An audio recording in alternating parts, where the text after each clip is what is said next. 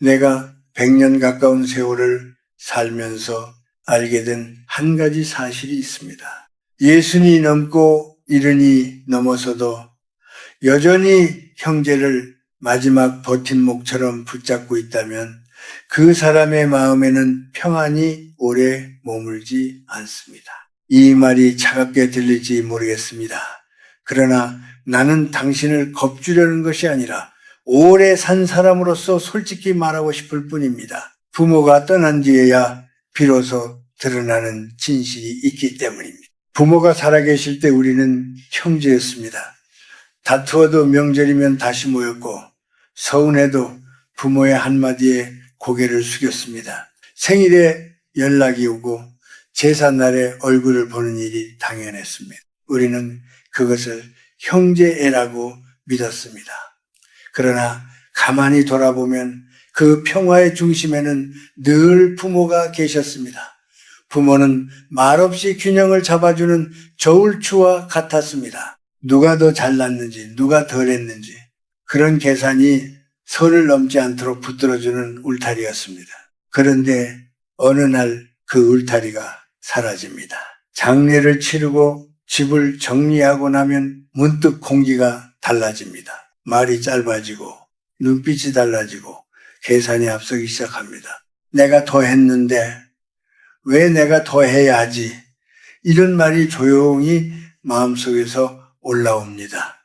사람들은 그때 이렇게 말합니다. 저 사람이 변했다. 그러나 나는 다르게 봅니다. 변한 것이 아니라 가려져 있던 것이 드러난 것입니다. 부모라는 그늘 아래에서 잠시 잠잠했던 마음이 햇빛을 받자 모습을 드러낸 것뿐입니다. 많은 이들이 형제가 멀어지는 이유를 돈 때문이라고 말합니다. 물론 돈은 불을 붙이는 성질이 있습니다. 그러나 불씨는 이미 오래전부터 쌓여 있었습니다. 사람의 마음에는 작은 장부가 하나 있습니다. 누가 병원에 더 자주 갔는지, 누가 전화 한 통을 더 했는지, 누가 부모 곁에 더 오래 머물렀는지 그런 기록이 조용히 적혀 있습니다. 평소에는 덮어두지만 부모가 떠나는 순간 그 장부가 펼쳐집니다. 그리고 그 장부는 결코 공정하지 않습니다. 우리는 사실대로 기억하지 않습니다. 감정대로 기억합니다. 그래서 누구나 자신이 더 희생했다고 느낍니다. 또 하나의 변화는 역할의 변화입니다. 부모가 살아계실 때 우리는 모두 자식이었습니다. 자식이라는 자리는 묘하게도 평등합니다. 그러나 부모가 떠나면 우리는 각자의 가정의 책임자가 됩니다. 이제는 형제가 아니라 한 집안의 대표입니다. 배우자와 자녀의 삶을 책임져야 하는 사람입니다. 그 순간부터 말은 조심스러워지고 태도는 현실적으로 변합니다. 피로 맺어진 관계가 이해관계로 옮겨가는 것입니다. 이것을 인정하지 않으면 우리는 계속 상처를 받게 됩니다. 나는 형제를 미워하라고 말하는 것이 아닙니다. 오히려 반대입니다. 형제를 붙잡으려 애쓰지 말라는 것입니다. 붙잡는 마음에는 두려움이 숨어 있습니다. 늙어서 혼자 남을까 두려워, 가난해질까 두려워, 존중받지 못할까 두려워. 우리는 형제를 마지막 울타리처럼 붙잡습니다. 그러나 두려움으로 붙잡은 관계는 오래 가지 못합니다. 두려움은 상대를 압박하고 압박은 거리를 만듭니다. 결국 우리는 더 외로워집니다. 나는 오래 살면서 보았습니다. 부모가 떠난 뒤 형제가 남이 되는 것은 인간이 나빠져서가 아닙니다. 인간의 마음이 그렇게 움직이기 때문입니다. 기대가 크면 원망도 커집니다. 가까울수록 서운함은 깊어집니다. 그리고 그 서운함이 쌓이면 아주 사소한 말 한마디가 관계를 갈라놓습니다. 피는 남아있어도 마음은 멀어집니다. 이제 당신에게 묻고 싶습니다. 당신이 붙잡고 있는 것은 정말 형제입니까? 아니면 당신의 불안입니까? 이 질문을 피하지 마십시오. 지난 뒤 시작되는 것은 형제와의 싸움이 아니라 당신 자신의 마음과의 만남입니다. 그 만남을 외면하면 평생 억울함 속에 살게 됩니다. 그러나 그 만남을 받아들이면 당신의 노년은 달라질 수 있습니다. 부모가 떠난 뒤 형제 사이가 멀어지는 까닭을 제대로 보려면 우리는 마음의 구조를 먼저 이해해야 합니다. 많은 사람은 겉으로 드러난 사건만 봅니다. 재산 문제, 장례 절차, 집 정리, 이런 눈에 보이는 일들이 다툼의 원인이라고 생각합니다. 그러나 나는 오래 살며 깨달았습니다. 겉으로 보이는 일은 계기일 뿐이고 진짜 이유는 훨씬 깊은 곳에 숨어 있습니다. 부모가 살아계실 때 우리는 모두 자식이었습니다. 자식이라는 자리는 묘하게도 사람을 부드럽게 만듭니다. 아무리 형이 잘났어도 부모 앞에서는 한 아들이고 동생이 부족해 보여도 부모 앞에서는 한 자식입니다. 그 자리에서는 서로를 완전히 밀어내기 어렵습니다. 부모의 시선이 마지막 선을 지켜주기 때문입니다. 그러나 부모가 떠나는 순간 우리는 더 이상 자식이 아닙니다. 우리는 각자의 가정을 책임지는 사람이 됩니다. 남편이 되고 아내가 되고 누군가의 부모가 됩니다. 그때부터 형제는 단순한 피부치가 아니라 각자의 삶을 대표하는 존재가 됩니다. 이 변화는 생각보다 큽니다. 예전에는 서운해도 부모님 생각해서 참자라고 마음을 다독였습니다. 그러나 이제는 그 말이 통하지 않습니다. 대신 이런 생각이 올라옵니다. 이제는 내가 내 집을 지켜야 한다. 내 자식 몫은 내가 챙겨야 한다. 마음은 점점 현실로 기울어집니다. 이것이 나쁜 것은 아닙니다. 다만 우리가 그 변화를 인정하지 않으면 혼란이 생깁니다. 여전히 옛날처럼 기대하면서 동시에 지금의 기준으로 계산하게 되기 때문입니다. 그 사이에서 마음이 갈라집니다. 또 하나의 깊은 이유는 마음속 장부입니다. 사람은 겉으로는 웃으며 지내도 속에는 기록을 남깁니다. 누가 부모 곁에 더 자주 갔는지, 누가 병원비를 더 냈는지, 누가 힘든 일을 더 맡았는지, 그런 일들이 조용히 쌓입니다. 그때는 크게 말하지 않습니다. 말하면 부모 마음이 상할까봐, 괜히 분위기가 어색해질까봐 그냥 삼킵니다. 그러나 삼킨 감정은 사라지지 않습니다. 마음 깊은 곳에서 굳어집니다. 부모가 떠나는 순간 그 굳은 덩어리가 움직입니다. 상속이나 집 정리 같은 현실적인 일이 시작되면 우리는 갑자기 공정이라는 말을 꺼냅니다. 공평하게 하자, 똑같이 나누자. 겉으로는 당연한 말입니다. 그러나 그 말 속에는 이런 마음이 숨어 있습니다. 내가 더 했으니 그만큼 인정받고 싶다. 상대도 똑같습니다. 누구나 자신이 더 희생했다고 느낍니다. 왜냐하면 사람은 자신의 고생은 크게 기억하고 남의 고생은 작게 기억하기 때문입니다. 이것이 마음의 한계입니다. 여기에 배우자와 자녀가 들어오면 상황은 더 복잡해집니다.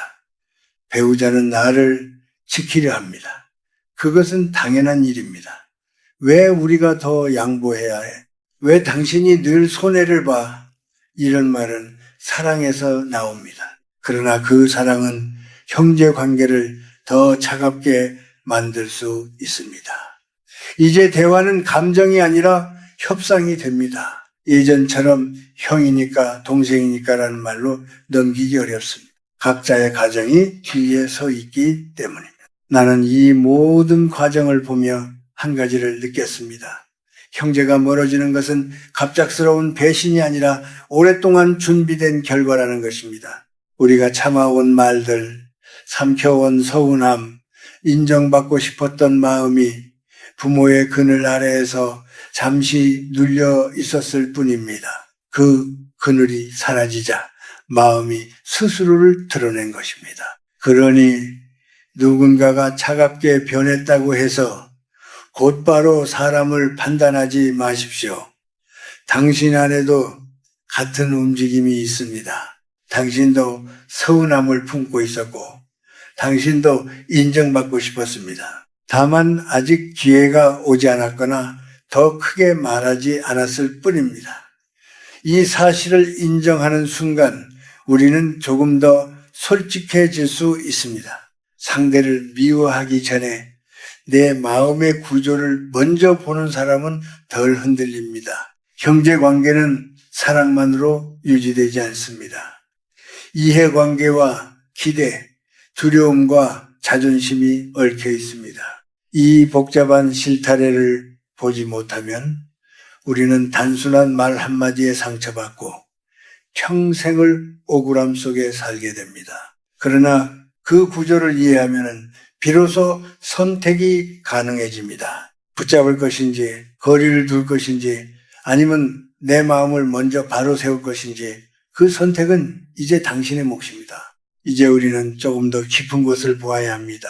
형제와의 갈등은 겉으로는 재산이나 말다툼처럼 보이지만 그 밑바닥에는 나이 들어가는 사람의 두려움이 흐르고 있습니다. 나는 오래 살면서 깨달았습니다. 사람이 예순을 넘기고 일흔을 넘기면 겉으로는 태연해 보여도 속에서는 조용한 공포가 자랍니다. 늙어서 외로워질까 두렵고, 몸이 약해져 남에게 짐이 될까 두렵고, 가진 것이 부족해질까 두렵습니다. 무엇보다도 더 이상 필요 없는 사람이 될까 두렵습니다. 이 두려움은 쉽게 드러나지 않습니다. 대신 다른 모습으로 나타납니다. 서운함으로, 예민함으로, 억울함으로 나타납니다. 형제가 조금만 차갑게 말해도 가슴이 철렁 내려앉습니다. 이제 나를 무시하는 건가? 내가 쓸모없어졌다는 뜻인가? 이런 생각이 순식간에 스쳐갑니다. 사실은 그 말이 그런 뜻이 아닐 수도 있습니다. 그러나 내 안에 이미 두려움이 자리 잡고 있으면 모든 말이 날카롭게 들립니다. 많은 분들이 이렇게 말합니다. 그래도 형제는 마지막 아니겠습니까? 나는 그 마음을 이해합니다. 부모가 떠나고 나면 세상에 남은 피부치는 형제뿐이라는 생각이 듭니다. 그래서 더 붙잡고 싶어집니다. 더 이해받고 싶고 더 인정받고 싶어집니다. 그러나 여기서 우리는 한 가지를 놓치고 있습니다. 형제는 우리의 외로움을 대신 책임져 줄 존재가 아니라는 사실입니다. 형제는 각자의 삶을 살아가는 사람입니다. 우리와 같은 두려움과 고민을 안고 사는 또 다른 한 사람일 뿐입니다. 내가 젊었을 때는 관계를 소중히 여기는 것이 당연하다고 생각했습니다. 관계를 지키기 위해서는 어느 정도 참고 양보하고 이해하는 것이 미덕이라고 배웠습니다. 그 가르침이 틀린 것은 아닙니다. 그러나 나이가 들수록 한 가지를 더 배워야 합니다. 관계를 지키는 것보다 먼저 지켜야 할 것은 내 마음의 중심이라는 사실입니다. 마음의 중심이 흔들리면 아무리 많은 사람이 곁에 있어도 외롭습니다. 반대로 중심이 단단하면 혼자 있는 시간도 두렵지 않습니다. 나는 사람들에게 자주 말합니다. 기대는 사랑처럼 보이지만 그 속에는 요구가 숨어 있다고. 우리는 가족이니까 이 정도는 해줘야지. 형제라면 당연히 이래야지. 이런 말은 겉으로는 따뜻해 보이지만 속에는 조건이 있습니다. 그 조건이 충족되면 우리는 고마워하지 않고 당연하게 여깁니다. 그러나 충족되지 않으면 배신감을 느낍니다. 결국 상처받는 쪽은 늘 기대한 사람입니다. 형제와의 관계가 흔들릴 때 우리는 자꾸 상대를 고치려 합니다. 왜 그렇게 말하니? 왜 예전 같지 않니? 그러나 나는 묻고 싶습니다. 정말 상대가 변해서 고통스러운 것입니까? 아니면 내가 붙잡고 있던 기대가 무너져서 아픈 것입니까? 이 질문은 쉽지 않습니다. 그러나 이 질문을 피하면 우리는 평생 남을 탓하며 살아가게 됩니다. 나이가 들수록 필요한 것은 이해받으려는 노력보다 스스로를 이해하는 힘입니다. 내가 왜 이 말에 이렇게 예민해졌는지, 왜 이 작은 일에 밤잠을 설칠 만큼 마음이 흔들렸는지 그 이유를 조용히 들여다 보아야 합니다. 그 안에는 외로움이 있고 인정받고 싶은 마음이 있고 아직도 누군가에게 기대고 싶은 어린 마음이 있습니다. 그것을 부끄러워하지 마십시오. 그것은 인간이라면 누구나 가진 마음입니다. 그러나 그 마음을 형제에게 맡기지 마십시오. 형제는 당신의 불안을 없애줄 수 없습니다. 당신의 외로움을 완전히 채워줄 수도 없습니다. 그것은 당신이 스스로 마주하고 다루어야 할 몫입니다. 마음의 중심을 세운다는 것은 대단한 일을 하는 것이 아닙니다.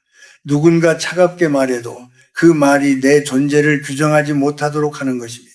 누군가 인정해 주지 않아도 내가 걸어온 세월을 스스로 부정하지 않는 것입니다. 예순이 넘은 우리의 삶은 이미 충분히 길었습니다. 우리는 수많은 날을 견디며 여기까지 왔습니다. 그러니 이제는 남의 말 한마디에 나를 흔들리지 않게 하는 법을 배워야 합니다.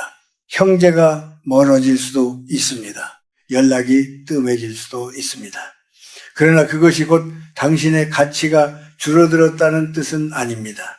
당신의 가치는 누군가의 반응으로 정해지지 않습니다. 당신이 살아온 시간과 당신이 지켜온 마음에서 나옵니다. 그 사실을 잊지 않는 사람은 나이가 들어도 쉽게 무너지지 않습니다. 우리는 나이가 들수록 관계를 정리해야 한다는 말을 듣습니다. 하지만 정리한다는 말은 누군가를 밀어내거나 차갑게 돌아선다는 뜻이 아닙니다. 오히려 마음속에서 기대를 내려놓고 상대를 있는 그대로 바라보는 연습에 가깝습니다. 젊은 시절에는 서운함이 생기면 따지고 싶었고 억울하면 반드시 바로잡아야 한다고 생각했습니다. 그러나 세월이 흐르면서 깨닫게 됩니다. 모든 오해를 다 풀 수는 없고 모든 관계를 다 지켜낼 수도 없다는 사실을 말입니다. 그때부터 우리는 선택을 배우기 시작합니다. 무엇을 붙들고 무엇을 놓아야 하는지, 어디까지 마음을 쓰고 어디서 멈춰야 하는지를 스스로 정하게 됩니다. 형제 관계도 마찬가지입니다. 부모가 살아계실 때는 명절이면 자연스럽게 모이고 서로 연락을 주고받으며 관계가 이어집니다. 그러나 부모가 떠난 뒤에는 그 중심이 사라집니다. 억지로 이어지던 연결고리가 끊어지면 각자의 삶이 먼저가 됩니다. 그 사실을 인정하지 못하면 서운함이 쌓입니다. 왜 먼저 연락하지 않느냐? 왜 예전처럼 챙기지 않느냐는 생각이 마음을 무겁게 합니다. 하지만 곰곰이 돌아보면 우리 역시 예전과 같지 않습니다. 나의 일상이 바쁘고 나의 가정이 더 중요해졌습니다. 상대도 그렇습니다. 그것은 배신이 아니라 자연스러운 흐름입니다. 나이가 들수록 필요한 것은 따뜻함이 아니라 거리일지도 모릅니다. 너무 가까이 있으면 작은 말에도 상처를 받습니다. 그러나 한 걸음 떨어지면 이해가 생깁니다. 저 사람도 나처럼 힘들겠구나. 저 사람도 자기 방식대로 최선을 다하고 있겠구나 하는 생각이 들기 시작합니다. 기대를 내려놓으면 원망도 줄어듭니다. 예전에는 당연하다고 여겼던 도움과 배려가 더 이상 당연하지 않다는 것을 받아들이면 관계는 오히려 편안해집니다. 품격은 많은 사람을 곁에 두는 데서 나오지 않습니다. 떠날 사람을 억지로 붙잡지 않는 태도에서 나옵니다. 누군가 멀어진다고 해서 나의 가치가 줄어드는 것은 아닙니다. 오히려 그 거리를 인정하는 순간 마음은 한층 단단해집니다. 우리는 늘 누군가에게 인정받고 싶어 했습니다. 형제에게, 가족에게, 주변 사람들에게 좋은 사람으로 남고 싶었습니다. 그러나 진짜 중요한 것은 스스로에게 부끄럽지 않은 삶을 사는 것입니다. 남이 나를 어떻게 보느냐보다 내가 나를 어떻게 바라보느냐가 더 오래 남습니다. 늙어간다는 것은 포기하는 일이 아니라 가벼워지는 일입니다. 필요 없는 감정, 오래된 오해, 반복되는 다툼을 하나씩 내려놓는 과정입니다. 모든 관계를 완벽하게 유지하려는 욕심을 버리면 숨이 트입니다. 나를 힘들게 하는 말에 즉시 반응하지 않고 잠시 멈추어 생각하는 여유가 생깁니다. 그 여유가 쌓이면 마음의 중심이 생깁니다. 중심이 있는 사람은 쉽게 흔들리지 않습니다. 형제가 차갑게 느껴질 때도 누군가가 등을 돌린 것처럼 보일 때도 스스로를 잃지 않습니다. 결국 남는 것은 관계의 숫자가 아니라 나의 태도입니다. 서운함을 품고 늙어갈 것인지 이해를 선택하며 늙어갈 것인지는 우리의 몫입니다. 형제를 미워하며 살아가면 시간이 아깝습니다. 그러나 모든 것을 참으며 억지로 웃을 필요도 없습니다. 적당한 거리, 적당한 관심, 그리고 무엇보다 스스로를 돌보는 마음이 필요합니다. 나를 지키는 사람만이 다른 사람도 존중할 수 있습니다. 세월은 우리에게 많은 것을 빼앗아 가지만 한 가지를 남깁니다. 바로 선택할 수 있는 힘입니다. 어떤 감정을 키울지, 어떤 말을 삼킬지, 어떤 관계에 머물지를 결정할 수 있습니다. 그 선택이 모여 우리의 노년을 만듭니다. 조용하고 단단한 마음으로 하루를 보내는 사람은 외롭지 않습니다. 곁에 사람이 많아서가 아니라 자기 안에 기준이 있기 때문입니다. 그리고 그 기준은 누군가가 세워주는 것이 아니라 스스로의 깨달음 속에서 자라납니다. 우리는 결국 한 사람으로 살아갑니다. 가족이 있어도 형제가 있어도 인생의 무게는 스스로 감당해야 합니다. 그래서 나이가 들수록 더 또렷해지는 질문이 있습니다. 나는 누구에게 기대어 살고 있는가? 그리고 나는 무엇을 붙들고 있는가 하는 물음입니다. 젊은 날에는 사람을 붙잡는 일이 사랑이라고 믿었습니다. 멀어지지 않게 애쓰고 관계를 이어가기 위해 자신을 낮추는 것이 미덕처럼 느껴졌습니다. 그러나 세월은 다른 답을 보여줍니다. 관계를 억지로 이어붙일수록 마음은 닳고 기대가 클수록 실망도 깊어진다는 사실을 알게 됩니다. 형제가 나를 이해해 주지 않는다고 느껴질 때 우리는 외로움을 먼저 떠올립니다. 하지만 그 감정의 뿌리를 가만히 들여다보면 이해받고 싶다는 마음이 자리하고 있습니다. 나는 이렇게 힘들었는데 왜 알아주지 않느냐는 서운함이 쌓입니다. 그러나 곰곰이 생각해보면 나 역시 상대의 사정을 다 알지 못합니다. 우리는 같은 부모 밑에서 자랐지만 각자의 시간을 살아왔습니다. 겉으로는 같은 추억을 공유한 것처럼 보여도 마음속 경험은 모두 다릅니다.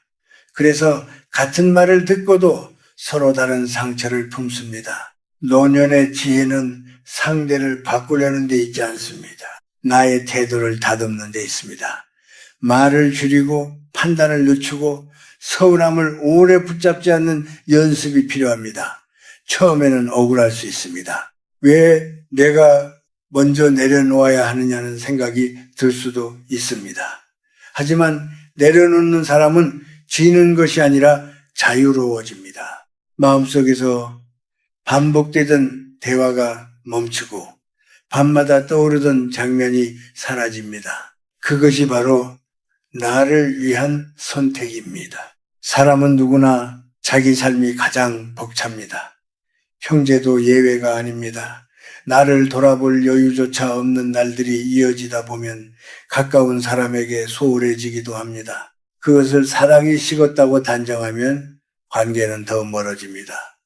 대신 저 사람도 지금은 힘든 시간을 지나고 있겠구나 하고 생각해 보면 마음이 조금 누그러집니다. 이해는 거창한 행동이 아니라 해석을 바꾸는 일입니다. 상대의 행동을 나에 대한 공격으로 보지 않고 그 사람의 형편으로 바라보는 순간 갈등은 줄어듭니다. 그리고 무엇보다 중요한 것은 나 자신을 돌보는 일입니다.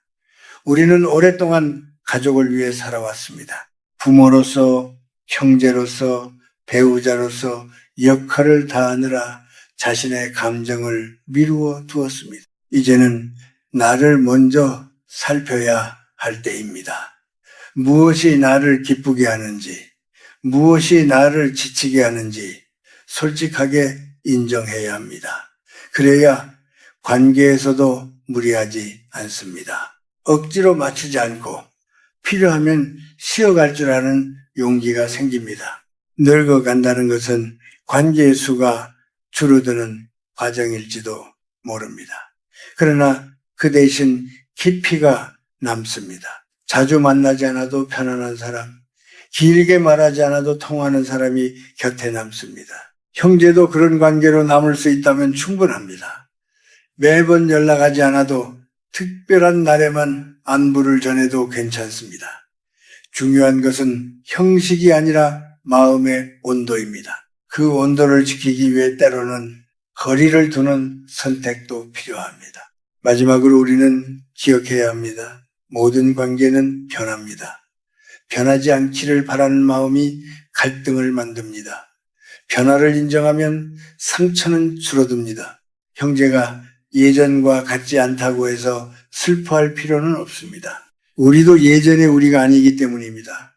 서로 다른 방향으로 걸어가더라도 마음 한쪽에 따뜻한 자리를 남겨두면 그것으로 충분합니다. 노년의 품격은 큰 목소리에서 나오지 않습니다. 조용히 웃고 필요 없는 말은 삼키고 서운함을 오래 붙들지 않는 태도에서 드러납니다. 우리는 이미 많은 시간을 살아왔습니다. 이제는 싸워서 이기는 법이 아니라 평온하게 머무는 법을 배워야 합니다. 형제를 통해 인생을 배우고 거리를 통해 자신을 지키는 사람은 늙어도 흔들리지 않습니다. 결국 가장 오래 함께할 사람은 나 자신이기 때문입니다. 그리고 그 사실을 받아들이는 순간 우리는 비로소 가벼워집니다.